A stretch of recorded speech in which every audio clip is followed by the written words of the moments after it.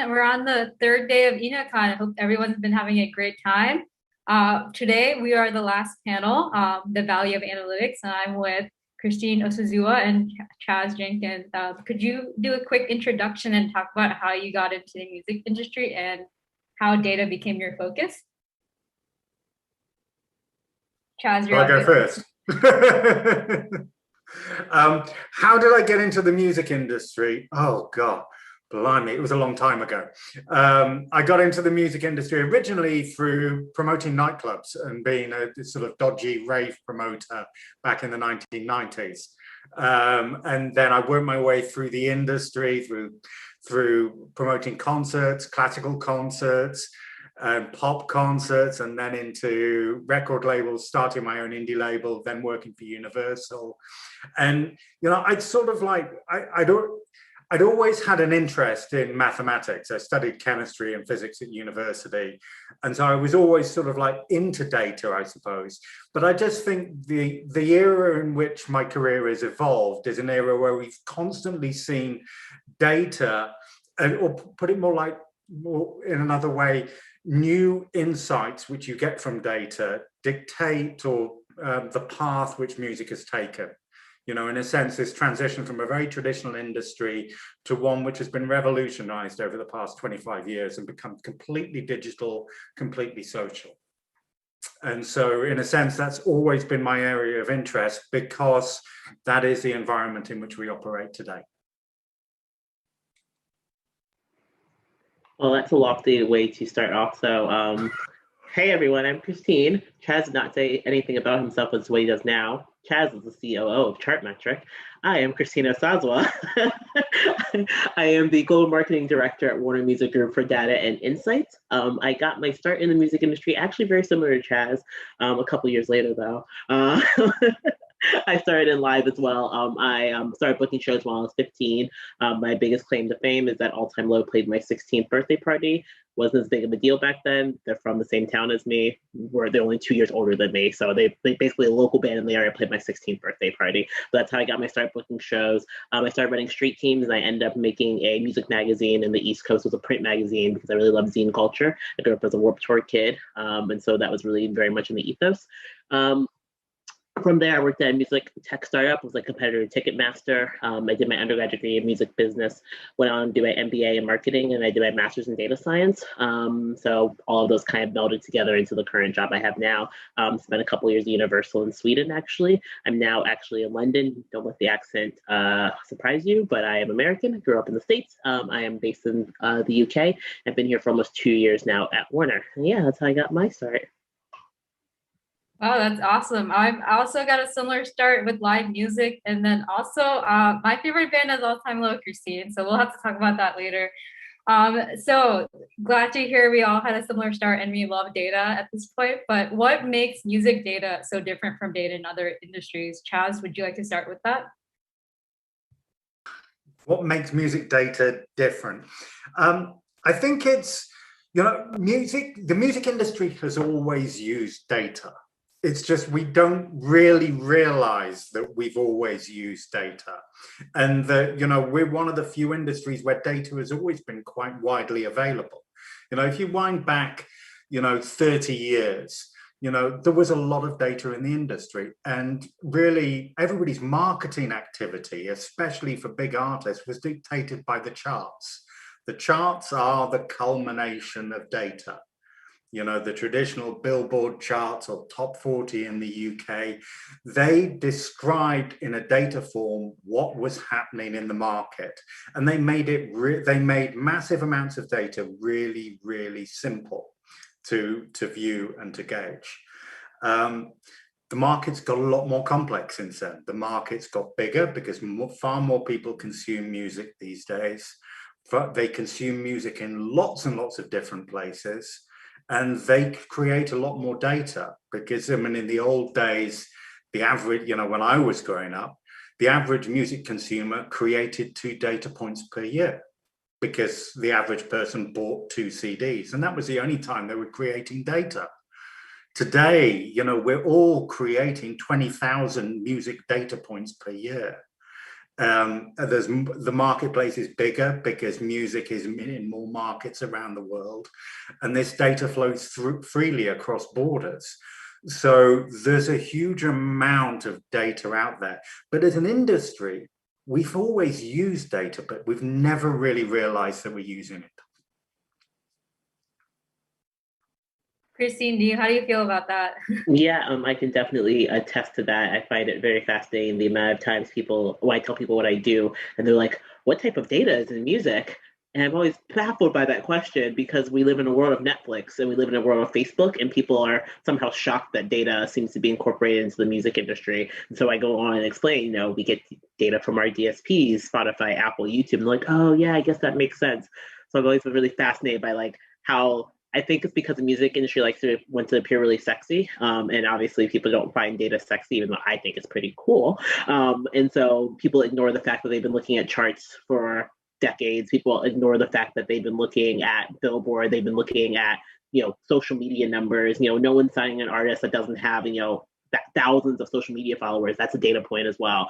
And it seems really interesting that it's not often talked about. And so I think it's something that's very specific about the music industry, where data is definitely not spoken about in the same way that it might be in other industries.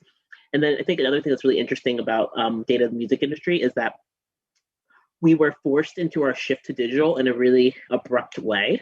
And because it happened, some things didn't actually translate, which I think is really fascinating. If you think about like streaming movies, for example, or TV shows, you see credits at the beginning, you see credits at the end, you have all of that data is there. But like, what happened to our liner notes? Like, what happened to the little booklet you open up and you read through and you read the lyrics and you read the thank yous? Like, that has disappeared. And with the digitization of music, I think one thing that's really interesting about music data is parts that are actually missing and parts that are not easy to come about, that I think people are in different spaces are trying to address. Like whosampled.com is a really cool place to see like samples and things like that. But there's no way to like, I miss opening up books and like reading like, I remember I wanted to get into the industry partly because I remember opening up books for my favorite artists and they would have all those thank yous in there. I was like, how do I be that person? How do I be in the books, and that doesn't exist anymore. It's a really interesting space that I think is very specific to the music industry. That's awesome. I totally agree. And it's still such a new concept and it's hard to understand what we're doing with music data. And Christina, you use it at a high level at Warner Music Group. So what do you kind of consider good data versus bad data for you, especially? Oh gosh, good data, if only. It's very relative, I would say. I mean, like obviously we're a major label. One thing that's very, very nice about a major label is that Spotify and Apple, YouTube send us data. Thankfully, they are big, giant tech companies, so they tend to send us fairly clean and good data. So that's quite nice. But really, what it comes down to is what you can do with the data. One thing that's specific with the music industry also is we get data about our artists, but Universal and Sony get data about their artists as well. In terms of the type of data that we're working with, we're all working with the exact same data, just on our own artists potentially. And so one thing about good or bad data is really it's not even that, it's more like how you use it and how quickly you use it is really kind of what your competitive advantage is, because we all have access to the same information. Like Chaz mentioned, our data has always been really widely available in the world. So everyone sees the charts. You can go on Instagram right now and see all the different metrics. You can go to Chartmetric and see the metrics. So really it comes down to like, how do you action upon data? How do you find insights upon data, and how do you use it? That's when you have like quote good data versus bad data. Mind you, there's always like just like real crap metadata and things like that, but that's a whole different discussion, I think. Regarding it's more so like how are you using what's being made available to you is definitely really what's most important. Yeah, I agree with Christine there. I mean, what I was going to say controversially, the only bad data is your own data, because your own data, without the context in which you can view your data, in other words, without being able to view all other data as well, your own data is actually worthless, because you have nothing to gauge your performance or your engagement or your reach unless you can really appreciate the rest, other artists or other tracks and how everything else is doing. One of the interesting trends over, obviously over the past 7-8 years now, the music industry has grown. And lots of people are very, very happy, and record companies and lots of artists are very happy because they've grown. But often, a lot of people don't actually realize that they've grown just because the market has grown. And actually, the market might have outgrown them. Their market might have been growing at a faster rate than they have. And at the same time, there's other people who've grown exponentially through the roof. So unless you see data in the wider context, then data, even if the data is accurate, it can be bad because it can mislead you. That's a very good point. And leads me into my next question. We have a lot of artists and people in the music business who they do know that they have all this data, but understanding it on a contextual basis is a bit difficult. So what would you kind of suggest for an artist or a manager or someone going into A&R? Like should they be approaching this data and making use of tools that they have at their disposal as well as Chartmetric? That's a big question. I think we have a natural tendency as human beings to try and find the one number which tells us everything. When I talk with A&R people always have their favorite metric or their favorite way of gauging artists. Not that they necessarily rely on it, but they always think that we always assume there's one number which is going to tell us everything. But that's rarely true. Data, in a sense, I think the easiest way, especially when you're thinking about A&R, data can describe how artists are engaging with audiences and can then help you see what the potential is. So, and to do that, you generally have to look at lots of different things. I mean, I'll give you an example. I mean, a couple of years, 2 or 3 years ago, there was a real trend for A&R people to want to try and find out unsigned artists' number of streams. They want to know how many streams an unsigned artist had.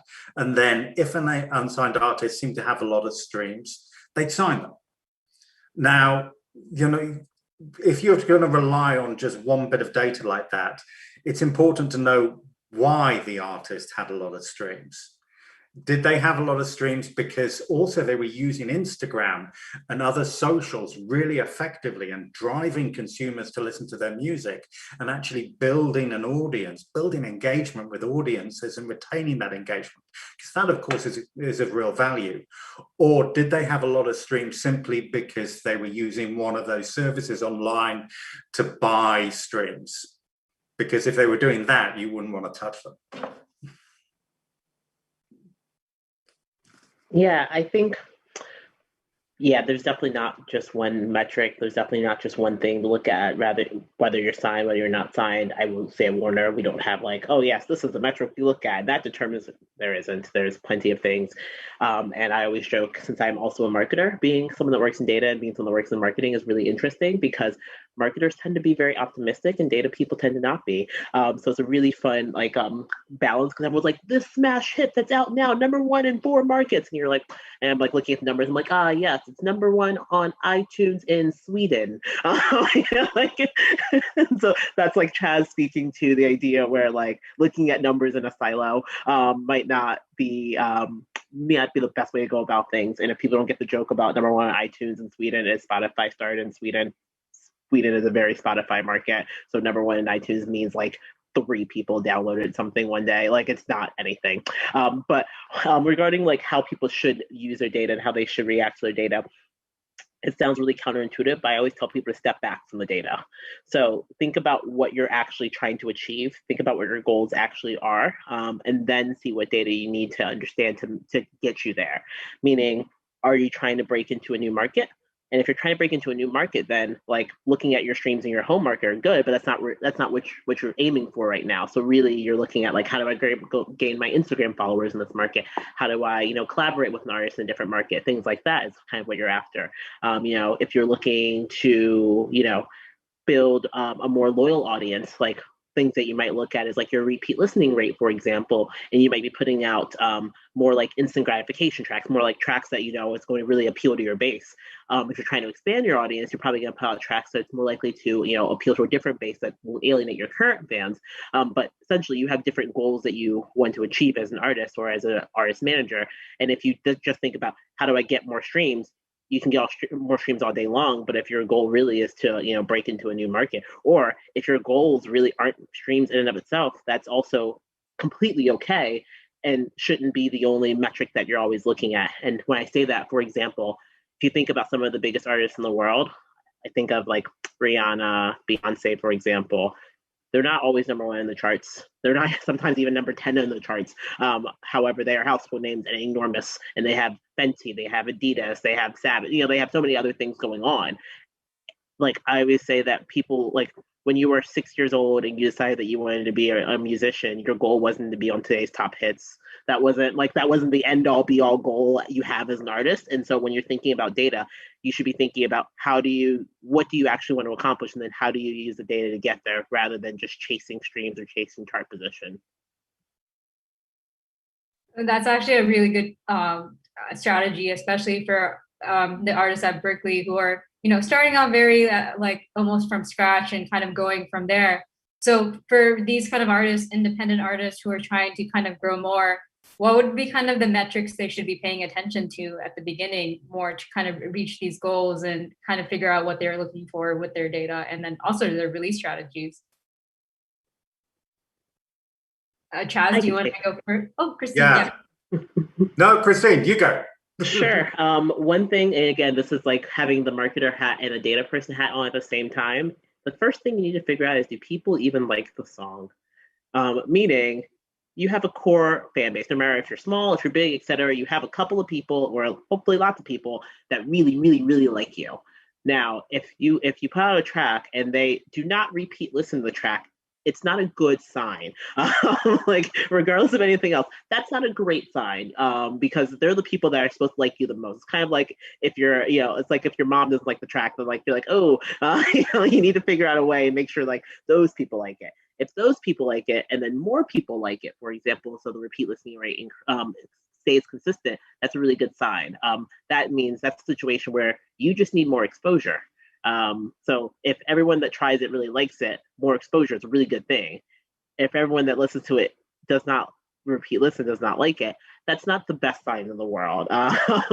And like, to be completely frank, I haven't figured out how to save tracks like that. So like, that might not be me. However, that's one of the key metrics that I always look at starting out with a track is, do the people that generally like the track the most, so the people that listen first, listen a lot, for example. And then of course, things like playlisting is really great, seeing how much playlisting you're getting, but also look at your socials. That helps to figure out that people care about you as an artist rather than just care about your tracks. So those are some areas like I would say start off with.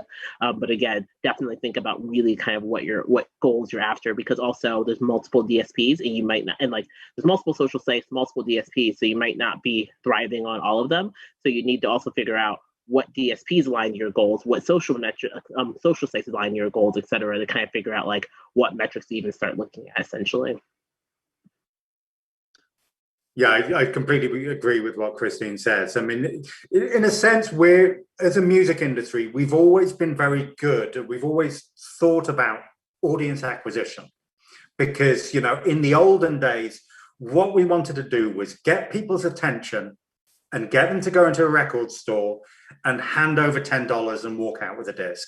And as soon as they handed over $10, that was it. Our job was done. We'd monetized the customer.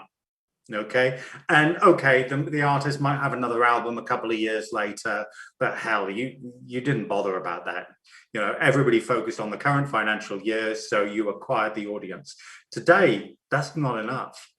You need to acquire an audience, but almost more important is to retain that audience. Because if you acquire their attention and lose them straight away, then, you know, basically, well, you might get one stream. What's one stream worth? It's not worth $10, certainly. So, you know, it's a constant battle to balance audience acquisition and audience retention as well. And that, you know, crucially, you can't really do that across one platform. Artists have to work across multiple different platforms to retain engagement when they're not releasing tracks. And so often, we're telling people, don't just look at the streaming services, look at the socials, look at the multiple different places where your audience lives their lives, where they're talking with their friends, where they're sharing content with their friends, because no consumer just uses one platform. There's nobody out there who uses Spotify but doesn't touch any social networks or browse on the internet or watch video streaming services. Everybody uses multiple different things. And, in a sense, if you're going to develop as an artist, you have to really be in multiple different places so your audience can constantly live their lives with you, essentially. That's very helpful, and I hope some of our our audience is taking notes on this and how they can create a more data-driven marketing strategy. So you have all this data, and you have looked at it for so long at this point. What is kind of like some of these stories you can share with us about aha moments you've had with data, and that's helped you kind of create strategies?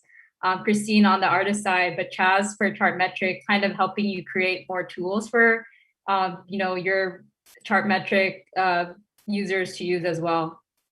Christine, would you like to answer first? Sure. Yeah. So, like I mentioned, I work on a global team, and I worked in Sweden for a while as well. And so, one thing that's been really interesting is to decouple yourself away from the United States of America.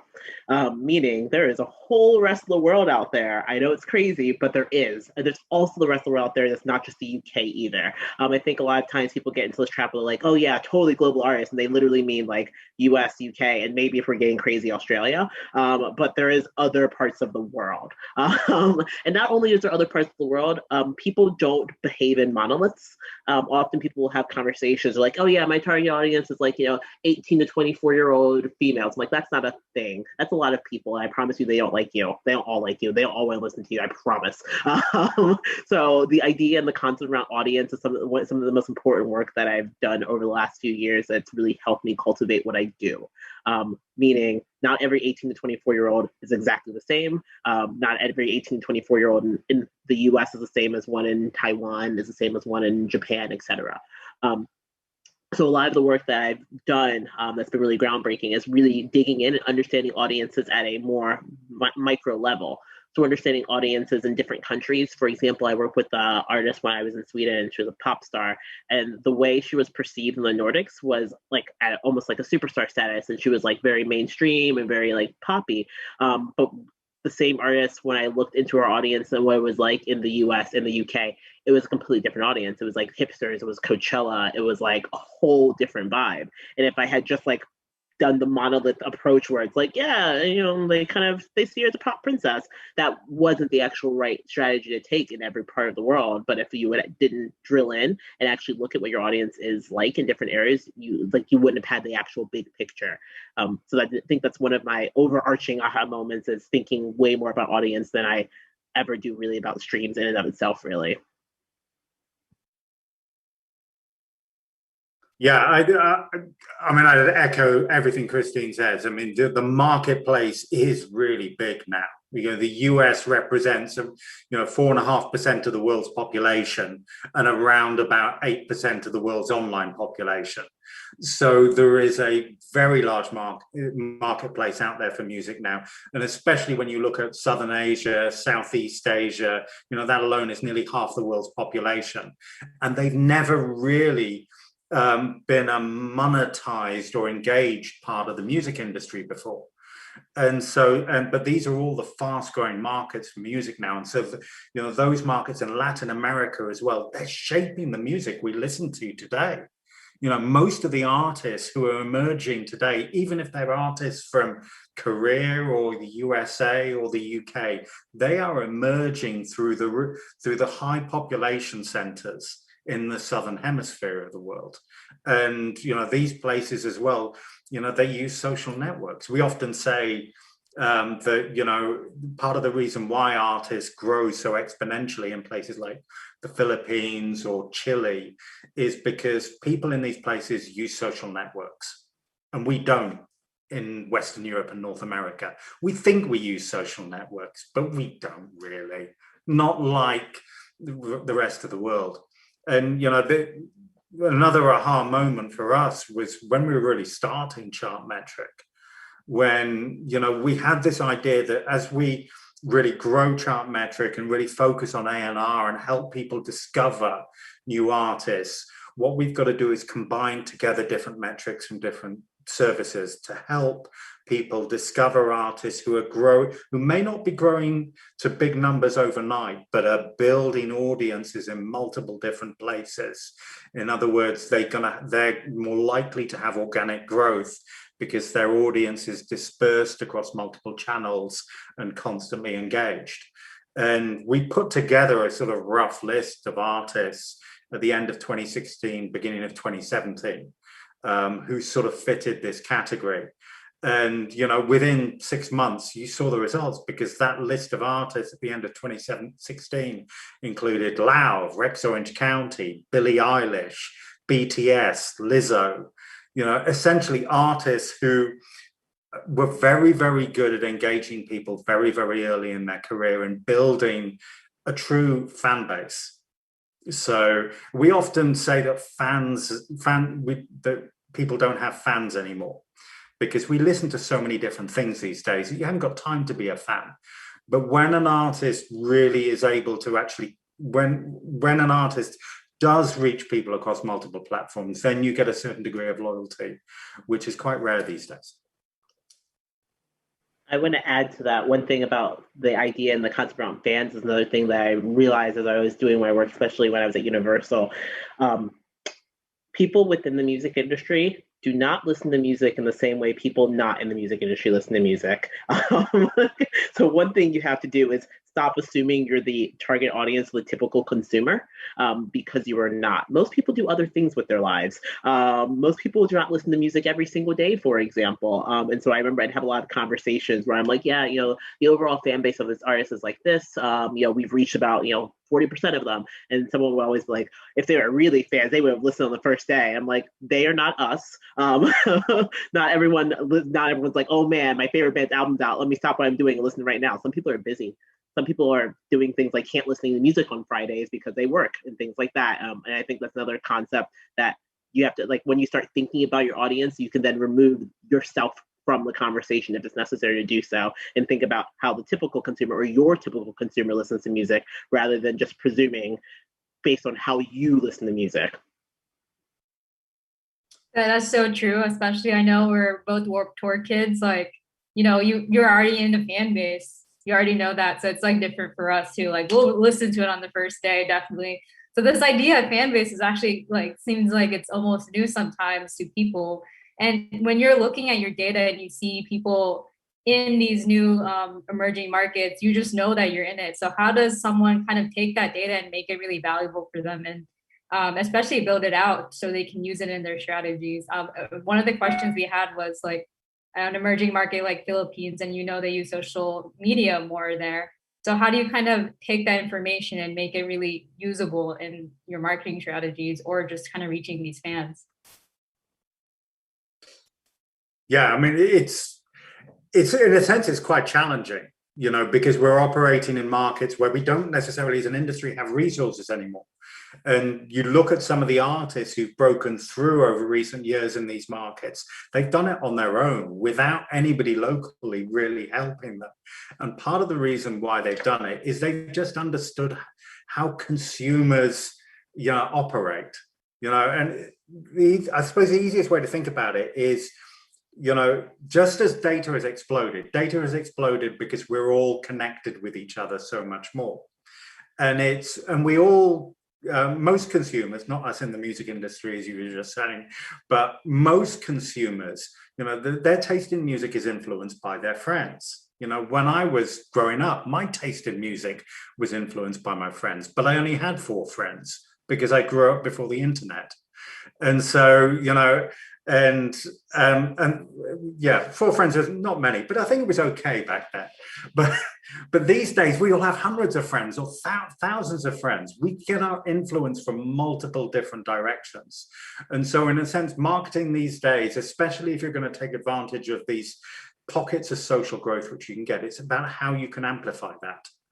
So it's not about spending money to develop an audience. It's about growing the engagement with that audience, creating content which people can share, whether that's tracks, whether that's videos, whether it's photos, just creating things which means that an audience will get behind you and share it with more people.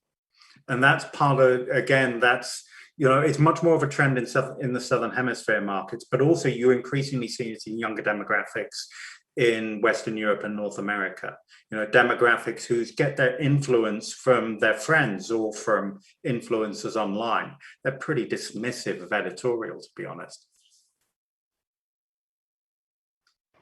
Yes, very much so. People can see through advertising. I think that's another thing that it's like take a step back from yourself as a consumer, especially. I'm talking to young people right now. I'm like this whole different situation right now. But taking a step back and thinking again how people typically consume, how people typically interact is very, very important. Young people don't like people that were born before 1995 are entirely digital natives. They understand when an ad is in front of them, they are not stupid. Like they are not going to click it. There's something that we have to continue to harp on. And so like if you try to use like traditional outlets for advertising, like the Instagrams or the Facebooks, because like Instagram is like what, like, I don't know, social media 2.0 at this point, where we on like 4, I don't know. But at this point, people understand and see when they're being advertised to, and they're not really going to fall for it. So really it's how do you make the engaging content that you can then put dollars behind, but it's not just making content to make content. It's not just putting out editorial content. It's like what that authentic voice is. And another component of it is you have to go where your audience is. Don't try to make them come to you. And that goes back to the idea where, like Chaz said, being on multiple social sites is really important, but don't be on the wrong ones. I have seen artists that are my age just make mistakes on TikTok. Like you have to know what you're doing. You have to know your audience. And if you do not belong on a platform, do not shoehorn your way into that platform, because that's what the kids are doing these days. There's plenty of things I do not do that the kids are doing these days, I promise you. You don't need to be everywhere. You should be where your audience is and go to them and shape that relationship with them there, because that helps build loyalty. That helps build authenticity. For example, like I'm going back to the idea around goals, is that streaming is not the only source of revenue that exists in the world. Like we mentioned, live music, BC times is a good source of revenue. Also, there's things like Patreon. You can make way more money from Patreon than you can from streaming, for example. So thinking about all of the different goals and how to go to where your audience is. There's things like Discord, for example. You can have your own email list, for example. All these different ways that you can interact with your fan base. It doesn't necessarily have to be on traditional social media. It doesn't necessarily have to stick to one platform. Yeah, that's great. It's an understanding of how to nurture your current audience versus trying to go for markets that you don't actually are familiar with or don't have yet. So it's building that understanding with your current fan base. So you have all these tools that we talked about. Is there any other tools that you can study your audience with, possibly? That a question from our audience, wondering how to kind of figure out their audience besides from streaming or from social media. Yeah, I mean, one of my favorite research tools is Reddit. Reddit is a really fun space to see what people are. I think people are the most themselves on Reddit because you can be anonymous on Reddit quite easily also. But that's a really good way, even if you're too small of an artist, to have people talking about you on Reddit. Look at the artists that are similar to you, that are bigger size. For example, look at the artists that are in a similar genre to you and see what people are actually saying there. You can get everything from the venues they love to the other artists they're listening to the TV shows they're watching. That helps you really get an understanding and get entrenched in what the audience is that you're looking for. And then also, of course, listen, literally, it sounds so obvious when I say it, but just immerse yourself in where they are, and everything else will come very naturally. Read the blogs that they're reading, go to the websites that they're on, follow the people they're following, etc. And that will actually help you understand listening to your fans. As you grow more fans, they will give you all of the content you need for free. They will talk about the things. They will find the new people. They will be very loyal, and they'll talk about you. All you have to do is listen, and like authentically listen and want to listen to them, and like a lot of everything else will work itself out. Yeah, I'm going to say something weird, which is there are data tools out there which you don't have access to and you will never have access to, because all of the companies, all of the organizations, all of the platforms who you as an artist are going to make music available through, and whom you're going to talk to your audience through, they use data tools as well. They're using data.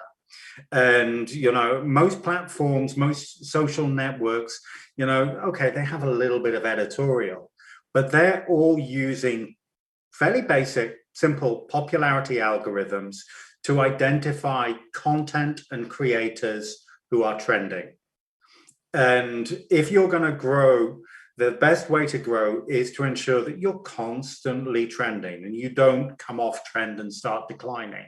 That doesn't mean you have to grow through the roof overnight, but it just means you have to constantly engage an audience and retain that engagement. And hopefully they will tell their friends. And therefore, rather than going flat or growing at a slow rate, you grow exponentially. So it's, in a sense, learn about how to do things which are going to make these data tools, which you don't have access to, pay attention to you. And we sort of like call it cooking algorithms, learning to do the right things to get the service's own algorithms to just naturally push you out much more. Yeah, there's a lot of tools out there that are really not at our disposal sometimes. So it's good to know, like, we have still a lot to work with. So what do you kind of see data analytics evolving for in the music industry? We don't have too much time, but I would love to end with this question that, your thoughts on how data is going to really change in the next few years. Yeah, one area that there's a lot of different ways, and the one area that I like to talk about, because I don't think a lot of people talk about it, is around diversity and inclusion. One thing that I love to see, kind of like the conversation I started off with liner notes, is an understanding of what representation looks like within the music industry. And it's actually really tough to be able to see that right now. We don't have the data in place. So that's something I'd love to see us move towards, as people see it more, as people recognize it more with like the Grammys and like how many women are winning awards, things like that, is just more of like being able to classify artists in a way so you can actually see how many women are on this playlist, how many people of color are on this playlist. Spotify now has things like, they have like playlists that highlight queer individuals. They have playlists that highlight women. More of that is something I hope to see more of, like, even if it's definitely not if it's not the future, something I hope to see more of, definitely. Yeah, I'd say data is going to get more predictive. As data becomes more widely available and as the skill levels rise, data can be used to predict, to identify artists, to identify songs which are going to trend, and that much better than in the past. The more data leads to better quality prediction. And I think the other trend is going to be an increase in the analytical skills available within the music industry. Christine said that, before that, data, big data hit the music industry really, really hard because streaming impacted on the music industry quicker than many, many other industries. And still the music industry is sort of like catching up with that. But I think it's catching up quite fast now. And so I think the increase in sort of analytical skills within the music industry is going to mean that, data becomes just gradually more accepted. It's accepted that it'll become accepted that, okay, we've always used it. It's more complex now, but we've always used it. Well, I just want to say thank you for your time today. This has been really great. I hope the audience found this very insightful and have gone a long way in finding new ideas with using data. We do have another panel called In the Studio after this that I'd love for you guys to join as well. Please go to that next. But thank you for joining me, Christine and Chaz, on this talk about data today. I hope you guys have a great time with the rest of INO CON. Thanks for having us. Really appreciate it.